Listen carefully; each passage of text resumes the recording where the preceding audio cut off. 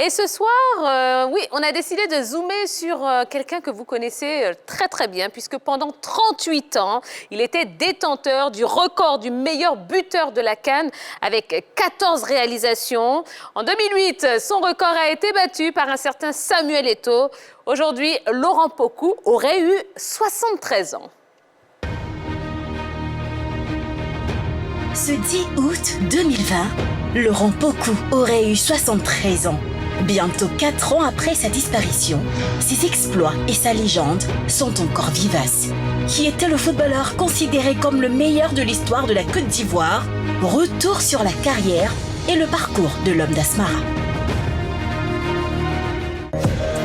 Treichville, le 10 août 1947, Laurent Pokou.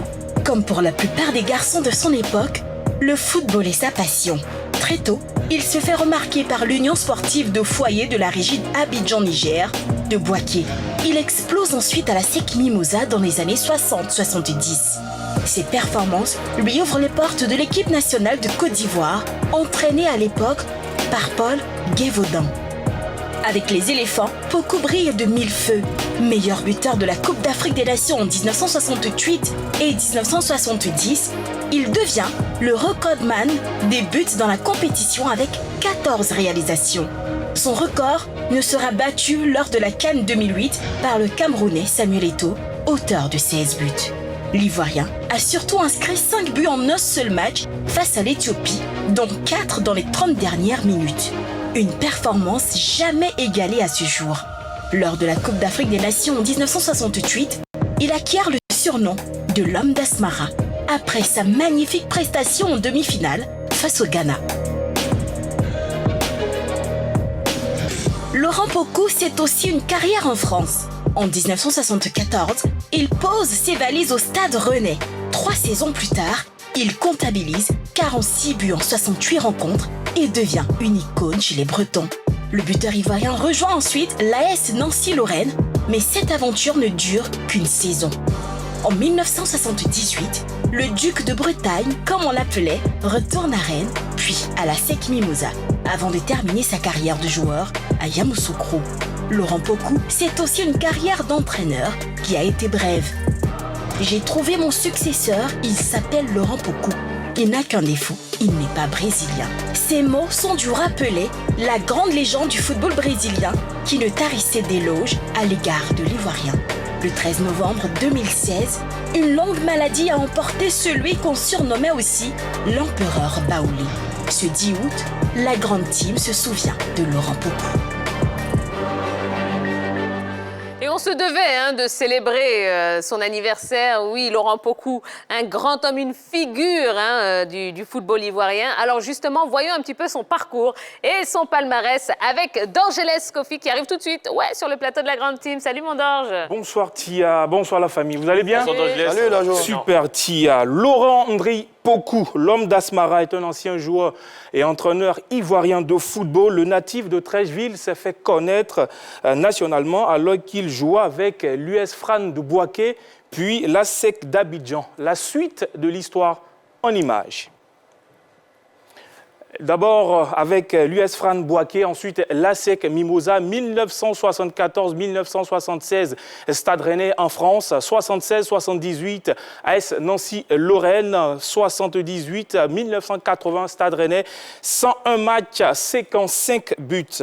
Équipe entraînée par Laurent Pokou, 1980, ASEC d'Abidjan, 1982-1983, à Niamey. Il entraînait également Yamoussoukro. Palmarès en tant qu'entraîneur, vainqueur de la Coupe Félix Houphouët-Boigny en 1980 avec l'ASEC d'Abidjan. Son palmarès en club, en tant que joueur.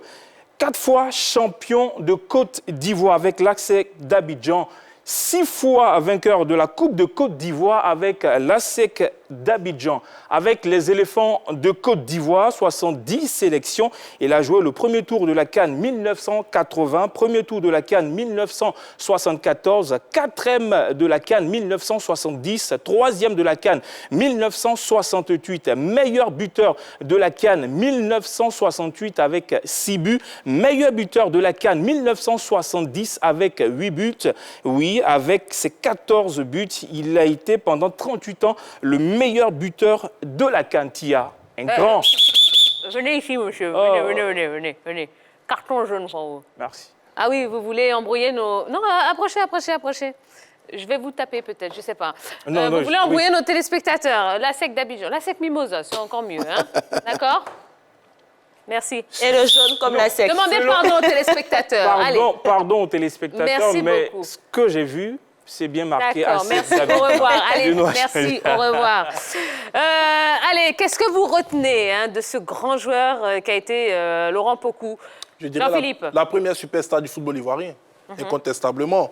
Il a, dans son sillage, entraîné des garçons comme Ablet Aouidi Ben Badi, des garçons comme Didier Drogba, mais c'était véritablement l'image du football ivoirien à travers le monde. Quand Laurent Pokou allait jouer des rencontres de football avec surtout la SEC d'Abidjan, c'était le Tour Abidjan, c'était toute la Côte d'Ivoire qui en parlait. Et ce qu'il a réalisé du côté de l'Éthiopie, d'où il a eu le surnom de l'homme d'Asmara, personne ne l'a fait jusqu'à aujourd'hui. 5 buts inscrits lors d'une rencontre. Jusqu'à aujourd'hui, en Coupe d'Afrique des Nations, on n'a pas vu ça. Ouais. Et le roi Pelé qui disait... Donc 4 dans les 30 dernières minutes. Et c'était un multirécidiviste dans ce genre d'exercice, que ce soit en club ou en sélection nationale. Sélection, ouais. Et Un serial buteur. oui, et le roi Pelé l'a dit. Le roi Pelé l'a dit, si on cherche mon successeur, mon héritier, il n'est pas brésilien, il est ivoirien, il s'appelle Laurent Pokou. Eh oui. Voilà, il a eu une carrière digne de son nom et de son rang quand même, à une certaine époque. Voilà, c'était les véritables superstars du football ivoirien. C'est ça. Et je pense que c'est un monsieur, à mon sens, qui n'est pas, à qui on ne rend pas foncièrement l'hommage qu'il mérite. J'espère simplement que sur l'un des nombreux stades en construction en Côte d'Ivoire, il puisse avoir au moins... D'accord, ça tombe bien, on va en parler après. N'allez pas trop vite en besogne, sinon je vais vous cartonner, monsieur. Yellow, alors vous êtes jeune, mais qu'est-ce que... Voilà. Quand on dit Laurent Pokou, qu'est-ce que vous retenez? Alors, il y a le roi Pelé qui disait « Tu aurais dû naître brésilien ». Je pense que cette phrase élogieuse-là résume très bien le talent hors pair que notre buteur vedette, qui était Laurent Pokou, représentait pour la Côte d'Ivoire et pour l'Afrique. Donc, pour moi, Laurent Pokou était un vase plein de talent au football, etc., etc. Alors, comment est-ce que vous expliquez le fait qu'il n'ait jamais eu de ballon d'or africain? Alors, le Ballon d'Or a été institué en 1970. La carrière de Pokou part de 68 à 80. À l'institution du Ballon d'Or, il a été deuxième derrière Salif Keïta. En 70. En 70. Maintenant, après, il n'a pas été épargné par les blessures, beaucoup de fois blessé. Donc, moi, je comprends que, voilà, sur cette période-là, il ne pouvait pas gagner plus qu'aussi... C'est un problème de timing. Un problème de timing. Et puis, dans cette période aussi, il y avait d'autres joueurs quand même voilà, qui étaient présents et qui ont été vraiment intéressants. Voilà. Oui, j'ai dit à son époque, là, vous avez Salif Keita, Abdou Razak, Soundé Ibrahim. C'était des gros joueurs aussi, qui à cette époque-là brillaient avec leur sélection, avec leur club. Et donc, beaucoup avaient un peu de la concurrence. Et puis, il a été deuxième une fois derrière le grand Salif Keita, le Malien. Et donc, ça l'a peut-être un peu embêté. Mais Pokou, c'était un vrai phénomène. J'avoue que je n'ai même pas de mots pour parler de Laurent Pokou. C'était quoi? On l'appelait LP, on l'appelait Nana Pokou, le duc de Bretagne, l'homme d'Asmara. Il avait tout, dribbleur, leader, grosse personnalité. C'était le grand patron de l'équipe nationale des éléphants des années 60 et 70. Il avait deux gros coéquipiers qu'on appelait Moué Manuel et Kaleb Yali, qui eux évoluaient avec l'équipe de l'Africa. Et puis lui à la SEC. C'était l'homme du renversement des situations. On parle souvent du match à SEC Affaire de Conakry, où au match retour, il fait exploser l'équipe guinéenne. C'est ça, Pokou. Il n'y en a pas beaucoup. Il marque 14 buts sur 2 CAN. Pendant 38 ans, il est le meilleur buteur de l'histoire de la CAN. Il a fallu ce diable de Samuel Eto'o-Fils pour venir battre son record en 2004. Sur 4-4. Donc, à la vérité, oui, Pokou, c'est Pokou. On en parle avec beaucoup de passion parce que Laurent Pokou est un grand parmi les grands. Allez, voici maintenant ce que dit Rach Nguessan. Bonsoir la grande team. Je suis très heureux de vous retrouver. Je voulais saluer votre équipe qui a atteint sa vitesse de croisière. Vous nous faites passer des moments, je ne dirais pas tristes, mais le devoir de mémoire nous amène à célébrer encore ce grand homme, Laurent Pokou. LP pour les uns, l'empereur pour les autres. Je m'inscris dans ce dernier carré Je l'appelais souvent l'empereur. Au sortir du Ghana avec la reine Ablapoku, sa descendance nous a valu un empereur. Toute la Côte d'Ivoire en est fière. Laurent Pokou, c'était le bon vivant. Il pouvait, de son vridi, vous appeler pour juste partager. De quoi? De la kéké. Au poisson fumé. Pokou était l'homme qui a tout donné. La Côte d'Ivoire l'a su et a fait une lumineuse passe à Tia Salé lors de ses obsèques. Tia Salé était devenu petit. La Côte d'Ivoire s'est retrouvée à Tia Salé pour rendre hommage à ce grand homme. On ne peut pas oublier Laurent Pokou. L'empereur est de nos mémoires. L'empereur est encore en vie. Salut l'artiste. C'est fort quand même, hein? Les mots sont forts. C'est un bel hommage, mais il y a un fait qui marque également la vie de Laurent Pokou, que certaines personnes occultent, et je dirais que cela rentre dans les légendes urbaines qui concernent l'homme. Quand on parlait tout à l'heure du pourquoi il n'a pas été Ballon d'Or une fois, il faut noter que Laurent Pokou, c'était un joyau national. Pour avoir une carrière internationale, d'après la légende urbaine, le président Houphouët-Boigny s'est opposé à plusieurs reprises que Laurent Pokou quitte la Côte d'Ivoire. Parce que Laurent Pokou a porté de la joie aux Ivoiriens lors des derbies, avec sa présence au niveau de la SEC d'Abidjan. Ce qui lui a valu tout simplement d'aller très tardivement en France, d'avoir cette courte carrière et de revenir en Côte d'Ivoire. À Nancy. À Nancy, oui, et ensuite du côté de, je crois, Rennes. Voilà, et de revenir rapidement en Côte d'Ivoire parce que le peuple le réclamait. Donc vous voyez, quand un homme atteint une telle dimension, je pense que pour les jeunes d'aujourd'hui, peut-être, ils n'ont pas cette conception de l'espace qu'occupait beaucoup dans la vie sociale des Ivoiriens. Mais c'est plus qu'un athlète. Ah, c'est pas tout à fait de notre fête quand même. Non, on ne vous en veut pas.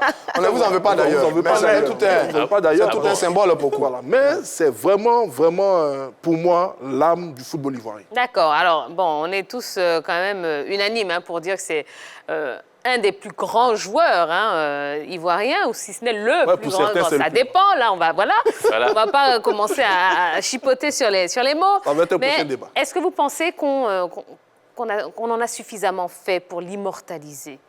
Bon, sur ce que j'ai pu voir, je pense qu'il a été décoré à plusieurs reprises d'ailleurs, c'est ce qu'on m'a dit.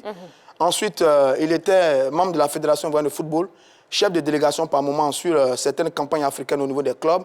J'ai même voyagé une fois avec lui, avec l'équipe du Sport de San Pedro, pour aller jouer un match au Mali, un match de vous êtes allé au Mali? Oui, au Mali avec Pokou. Il était le chef de délégation. Vous n'avez rien ramené? Moi, c'est pas bien grave. Il y a bien longtemps. Il était le chef de délégation commis par la Fédération ivoirienne de football. On a pu côtoyer le père, parler avec lui, recevoir beaucoup de conseils. Et puis la SEC Mimosa, son club de cœur de tout le temps, l'a immortalisé un peu du côté de Sol Bénin. Le stade principal de Sol Bénin porte le nom Laurent Pokou. Ça, c'est déjà quelque chose de grand. Parce que celui-là, le football ivoirien à cette époque-là, n'avait de sens et de valeur qu'à l'invocation du nom de Laurent Pokou. Il a livré des matchs d'anthologie au stade Félix Houphouët-Boigny. Il a fait du stade Félix Houphouët-Boigny un berceau du football en termes de qualité, en termes de sensation. C'était l'homme fort au niveau des éléphants, l'homme fort au niveau de la SEC Mimosa. Et il a fait rêver toute une génération.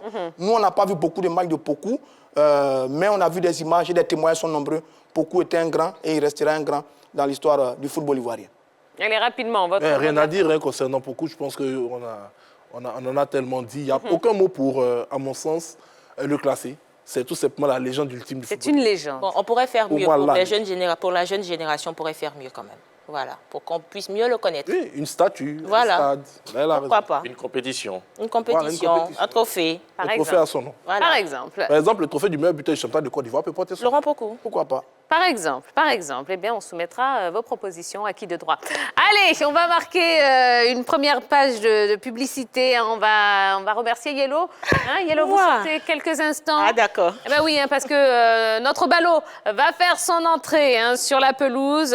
On parlera des quarts de finale aller de la Ligue Europa. Et puis, on parlera aussi du Mondial 90. On parlera des Lions indomptables qui sont enfin récompensés depuis 1990. On vous explique tout juste après la pub. À tout de suite.